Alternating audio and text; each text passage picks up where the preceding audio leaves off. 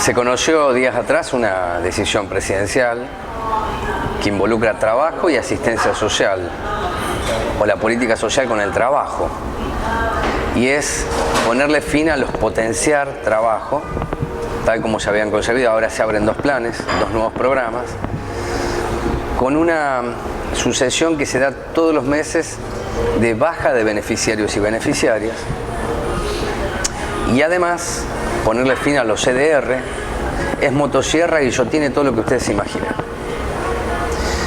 También unidades ejecutoras, que lo escribí hace días atrás en una nota, porque quien le otorga a las organizaciones sociales o movimientos sociales las unidades ejecutoras de aquellos proyectos que se iban a realizar en territorio fue Macri, con Stanley.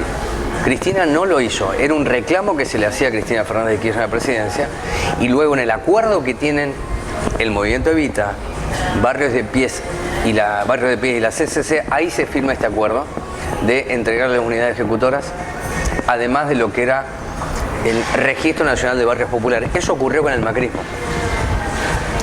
Vino Alberto, se consolida la economía popular, Pérsico es funcionario nacional, el Chucky Menéndez también, es casi un ministerio que tienen durante 4 años, y con la llegada de Milei dijo, se terminó. Lo que había prometido lo está cumpliendo, a un costo social elevadísimo. Lo primero voy a charlar con Antonio Castillo, que es de OLP, y si podés explicar qué son o eran las unidades ejecutoras. Porque en el ejercicio de dañarlo todo y estigmatizarlo todo, es que ustedes se la choreaban a todas, y con eso parece que alcanza. No, mira, yo conozco proyectos de economía popular que, te lo decía recién en la previa, ojalá hubiesen sido visualizados a través de las redes, de todo lo que se hizo durante 4 años, que es una promoción de esa política que es mucho más que la economía, pero no se ha realizado. Bueno, contarle por favor a la audiencia de San Abraham TV qué es una unidad ejecutora. Y muchas gracias, Antonio. No, por favor. Bueno, una unidad ejecutora es un ente con la cual el Estado firma un contrato para cumplir un determinado fin. En el caso de nuestra organización han sido generalmente obras de infraestructura, que por supuesto hay una entidad legal, es una asociación civil la que firma el convenio con el Estado para ejecutar esto, y es algo que se monitorea de manera regular por el Estado y se va certificando si las cosas se van haciendo o no. En caso de que no se cumplan los objetivos, por supuesto que el financiamiento se corta.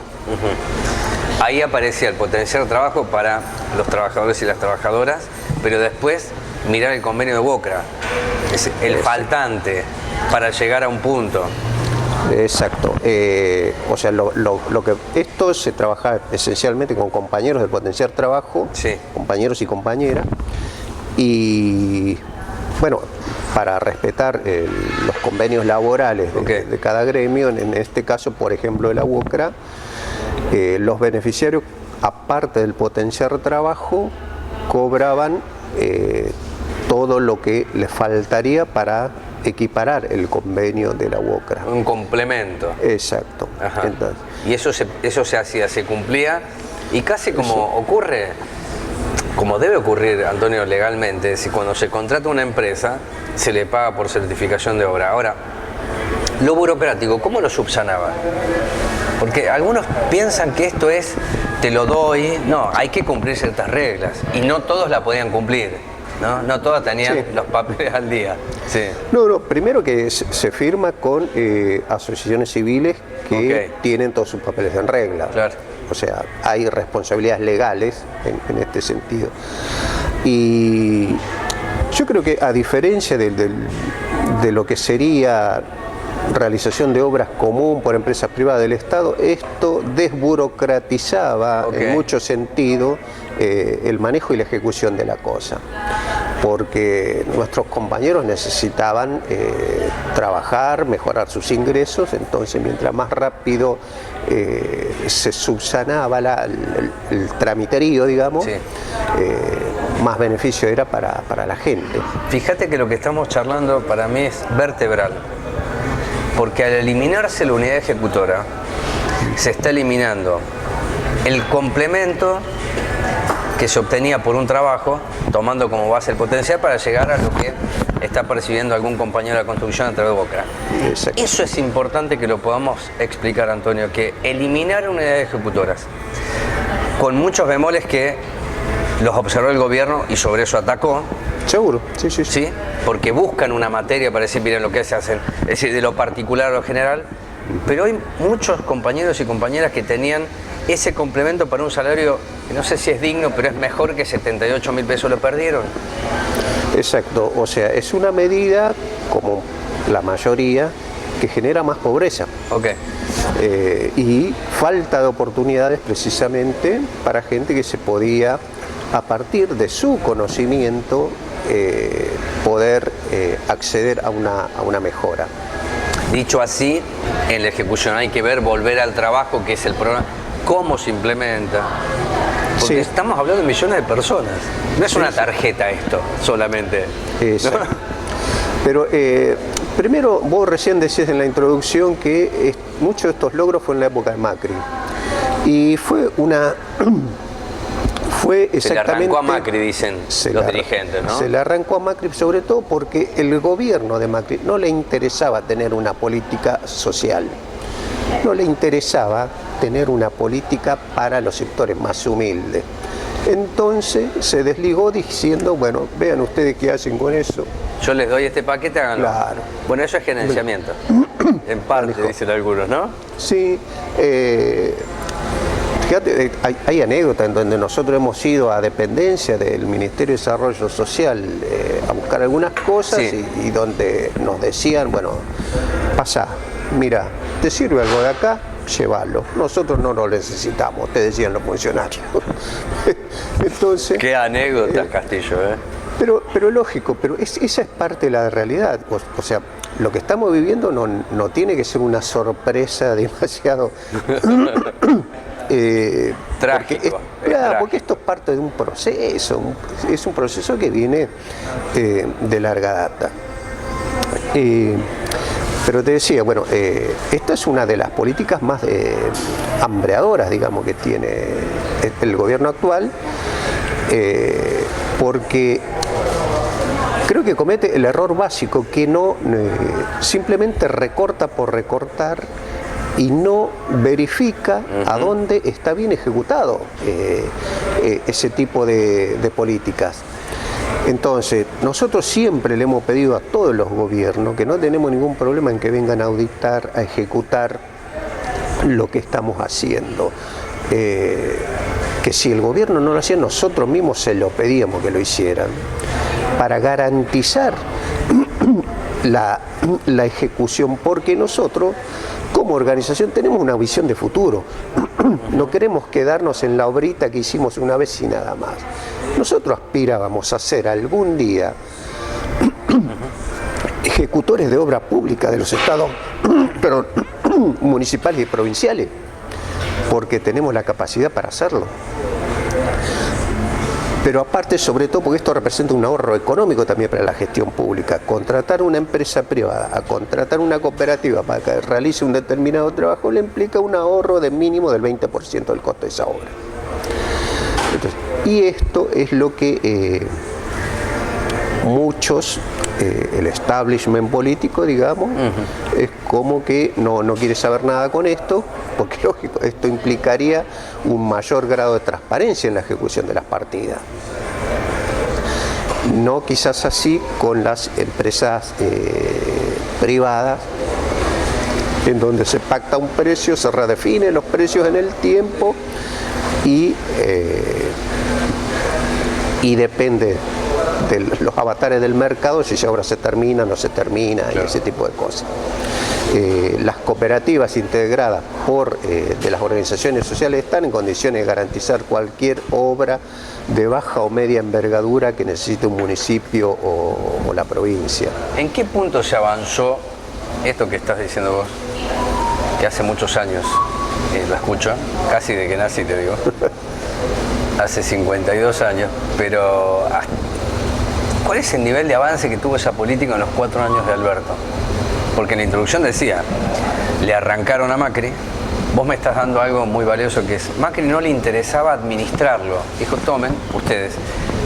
Cristina no quería eso. Cristina decía, a través de los municipios, para que se defina una cierta ejecución de la obra, pero centralidad en quien gobierna un municipio. Sí. Esto es historia viva, reciente. Exacto. Entonces, con Alberto les da el poder sobre todas las 3 organizaciones que mencioné, y fueron funcionarios de Estado, tenían presupuesto, política de Estado. ¿Hasta dónde se avanzó? Porque yo decía recién, Antonio, ¿cómo no muestran todo lo que hicieron? Bueno, acá cerquita en San Miguel hemos levantado algo que se llama Polo Productivo Social y Cultural. OLP levantó esto en San Miguel. Exacto, con el nombre de Vicky Walsh, porque a esto también le implementamos un contenido político ideológico. Claro. Donde hemos hecho actividades en ese lugar con compañeros históricos, por ejemplo, conmemorando los 16 de septiembre de la Noche de los Lápices, y han venido compañeros de la generación del 70 diciendo, esto que ustedes tienen acá es lo que nosotros queríamos hacer. A los jóvenes de ahora, ¿no? Entonces, hemos desarrollado polos productivos en Florencio Varela, en San Vicente, en La Matanza. ¿En La Matanza? En La Matanza tenemos un polo productivo textil que está en condiciones de producir 5.000 guardapolvos por día. Las banderas estampadas de muchas organizaciones que vos ves en las manifestaciones las hacen los compañeros ahí, las fabrican ahí. Entonces, es mentira esto de que semejante cantidad de plata se fue solamente para llenarse los bolsillos de algunos. Muchos de nosotros estamos en condiciones de demostrar que se han invertido y que se han utilizado precisamente para el objetivo que se planteó en un primer momento. ¿Pudieron avanzar siendo proveedores del mercado privado, no tanto del Estado, o no esperando que el Estado les dé siempre la obra? Sí, a ver, nosotros hemos, estos polos productivos que hemos levantado y que algunos todavía no se terminaron de construir, son netamente de terrenos privados que hemos adquirido. Sí. Y en donde esas instalaciones, digamos, quedan en manos de la organización para llevar ahí a cabo determinadas actividades que para nosotros tiene que tener que ver con lo productivo en principio, ¿no? Porque tiene que ser la fuente de ingreso de una serie de compañeros, porque desde un primer momento concebimos de que no se puede vivir del plan eternamente, sobre todo porque no es algo que tampoco te permite vivir, solamente es una ayuda básica, y no es lo mismo empezar de cero a empezar teniendo ya lo mínimo para viajar, para moverte, que son los 78.000 pesos del potencial, ¿no es cierto? Te preguntaba esto del mercado porque también se esperó que los municipios y las gobernaciones contratasen a las unidades productivas. Sí. No sé si eso ocurrió en el volumen que se esperaba, pero también en el sector privado, es decir, alguien puede demandar de la textil de Matanza, no sé, 10.000 guardapolvos. Seguro. O 20.000 overall. Entonces vos tenés que salir a buscar, además de la fuerza para producir, la estrategia para vender, ¿no? Seguro. Sí. No, obvio que se busca en el sector privado también ser proveedor, digamos, de lo que se produce. Lo mismo en San Miguel, donde se desarrolló una carpintería, la venta la hace a sectores privados, digamos. No vino todavía el Estado ni municipal ni de otro lado a decir, no quiero que me hagan, no sé, 50 mesas de computadora. Por ahora lo que están haciendo, si bien es en una escala baja, pero es para privados que vienen a solicitar, necesito esto para mi negocio, para mi casa, lo que sea. Y entonces el impacto que tiene haber eliminado unidades ejecutoras en OLP, ¿qué es hoy? ¿Qué representa hoy y mañana? Eliminar oportunidades de trabajo, empobrecer más a la gente, y ya te digo, no me extraña que ese sea el objetivo, porque lo está haciendo en todas las áreas, digamos, y en todos los aspectos. como si hubiera un odio hacia el sector más humilde de la sociedad, como si hubiera una intención quizás inconsciente de eliminar a los sectores más bajos para quedarse solamente con aquellos a quienes consideran buena gente, como dicen. No nos olvidemos que este presidente reivindica lo hecho por Netanyahu de Israel con la masacre que está haciendo sobre el pueblo palestino, que en términos legales es lisa y llanamente un genocidio, sobre todo en niños, ¿no? Y bueno, una persona que comparte ese tipo de políticas, no es extraño que hoy no lo haga de una manera abierta, pero sí desde la política, tratar también de ir relegando o haciendo desaparecer a todo eso que él considera que no son parte de la Argentina que pretende construir.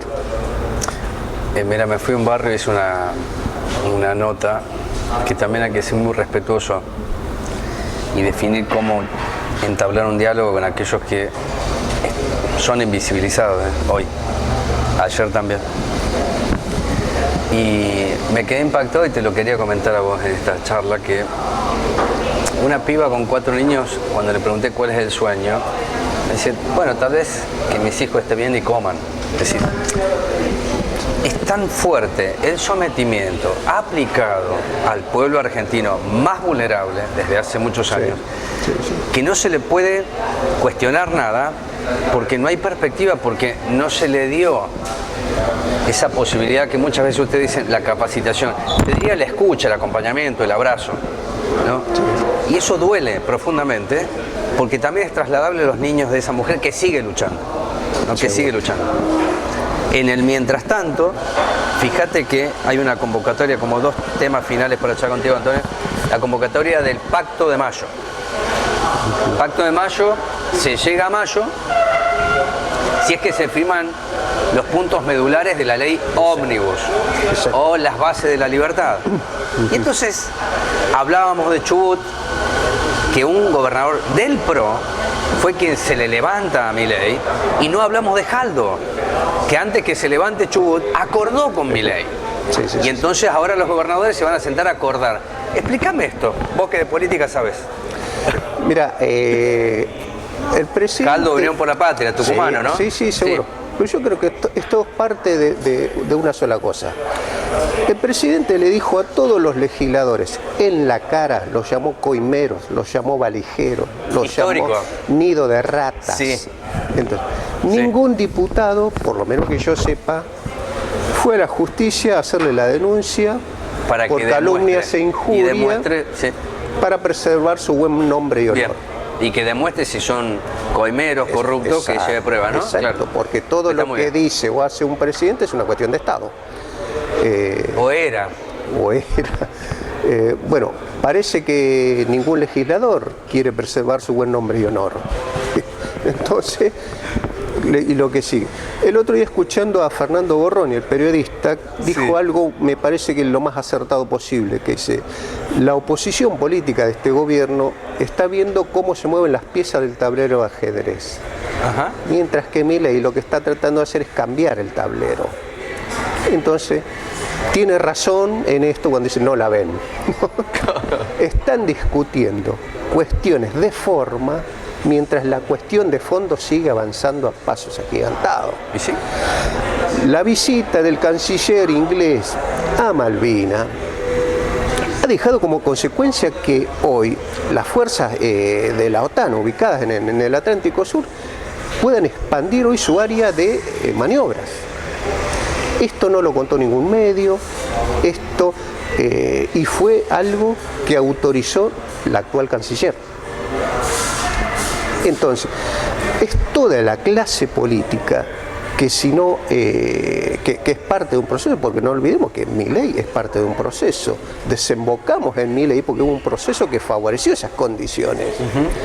Y dentro de eso, de los que favorecieron esas condiciones, es esta clase política que se ha preocupado siempre por ver qué lugares de la lista o del Estado ocupamos, más que por resolver los problemas medulares que tiene la gente. Para que hoy una familia no esté pensando, no esté aspirando a darle de comer solamente a sus hijos. Eso es una tragedia, nos atraviesa. Pero ¿sabes qué creo también, Antonio?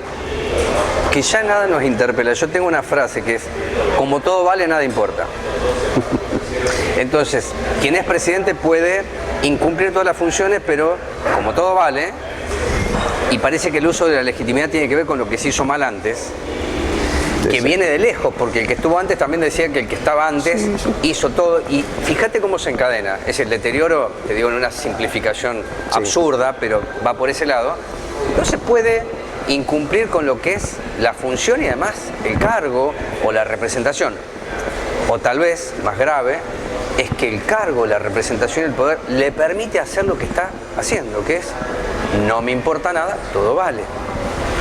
Ahora, volviendo al Pacto de Mayo, me parece que lo de Jaldo es un avanzado, ¿no? Porque él protegió, como dijo una dirigente hace muchos años de Moreno, el primer bien jurídico, que no voy a decir la palabra, porque es una obscenidad, pero sí lo que debía interpretarse. La provincia de los tucumanos y tucumanas para ellos. Sí. Bueno, ¿qué puede ocurrir ahora? Bueno, yo creo que estamos ante una situación coyuntural y que va a definir el rumbo de la historia. Si este pacto, este acuerdo se llegara a concretar, porque como vos bien dijiste, la condición para llegar al 25 de mayo es acordar antes las cuestiones básicas y medulares de lo que es la ley ómnibus. Que la ley ómnibus, en definitiva, lo que hace es garantizarle a la Argentina la consolidación del poder económico del narcotráfico, con este concepto de dolarización, porque una vez que el país está dolarizado y como la droga se comercia en dólares, se pierde el rastro. Entonces, si este país se llega a dolarizar, esto genera las condiciones para la consolidación económica del narcotráfico en la Argentina. Porque gran parte de lo que hoy son los fondos de inversión no justifican de dónde sacan sus fondos. Por ejemplo, BlackRock es el que está detrás de Milei y que vienen por todo, la pérdida total de soberanía, y a lo que más miedo le tengo es algo que se ha discutido en determinados momentos de la historia argentina, que es la balcanización de la Argentina. ¿Qué quiere decir esto? Que podemos terminar dividido en 3 o 4 republiquetas al mejor estilo de la como Yugoslavia. Exacto. Entonces la Patagonia por un lado, las provincias que comparten sistemas productivos por otro. Y esto ya en el año 2001 hubo legisladores que se atrevieron a presentar proyectos en este sentido. Sí, me acuerdo. Entonces, y este es un viejo proyecto del sionismo internacional que viene a querer quedarse con la Patagonia desde hace muchísimo. Las condiciones políticas no se lo han permitido, pero si este presidente sigue avanzando, evidentemente las condiciones se van a producir para que esto se produzca. No es casualidad que exista hoy un Joe Louis en Río Negro, que aparte de adueñarse de cuestiones de territorio ilegalmente, ha ensamblado un aeropuerto de gran porte que permitiría, si quieren ellos, una invasión de tipo militar sin ningún tipo de restricción. La última que te hago es, ¿quién resiste? Vuelvo a lo anterior para que se entienda.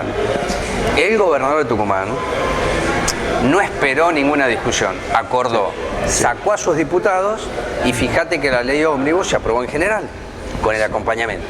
Bien, Yarlora, el de Córdoba, que es peronista, no es kirchnerista, dice Córdoba para los cordobeses.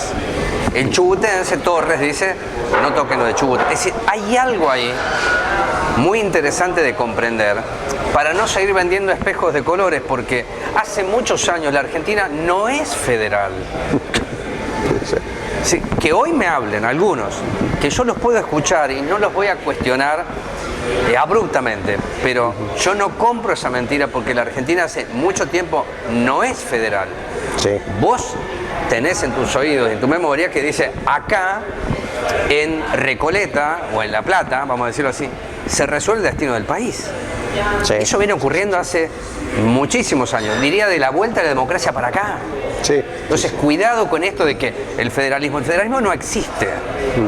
Por eso hay razón de los Jaldo, que no lo estoy justificando, estoy tratando de comprender cómo Jaldo, Yarlora, Torres, Puyaro, cualquiera puede decir, mira, me está desfinanciando, me van a ahorcar, se me va a levantar la provincia a mí, arreglo.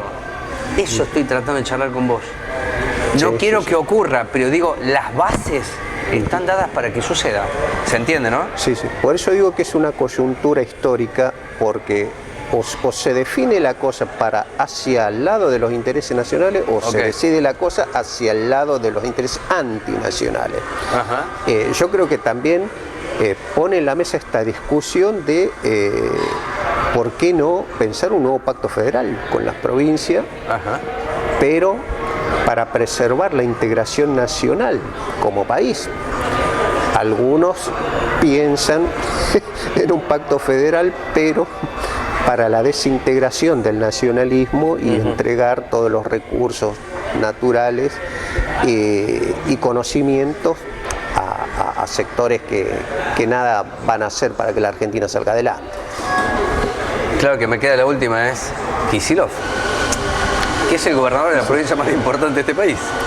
Sí, bueno... que claramente en su discurso se pone en la vereda de enfrente de Milei, pero necesita recursos del gobierno nacional. Exacto. Bueno, a ver. Vos dijiste una nota. Ideas hay. Una nota, que termino con esto. Vos dijiste, es la oportunidad histórica del gobernador Kicillof de construir la propia moneda. Vos me lo dijiste acá. Sí, ¿no? sí. Porque está validado en la Constitución. Exacto. Es una herramienta que tiene a disposición. El tema es esto, a ver hasta dónde llega el coraje político y la estrategia política. Hay que ver hacia dónde quiere ir el gobernador para concretar eso. Porque hacer que la provincia de Buenos Aires emita su propia moneda es solamente, digamos, el primer paso. Hay que tener claro cuáles son los pasos que siguen y hacia dónde se quiere llegar.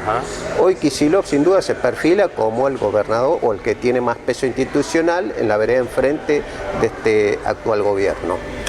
Pero lo que yo sinceramente aspiro es que no cometamos los errores del pasado. Que no levantemos una figura solamente para que sea candidato, sino que se constituya en el eje de la discusión de cómo resolvemos los problemas más grandes que tiene nuestro país.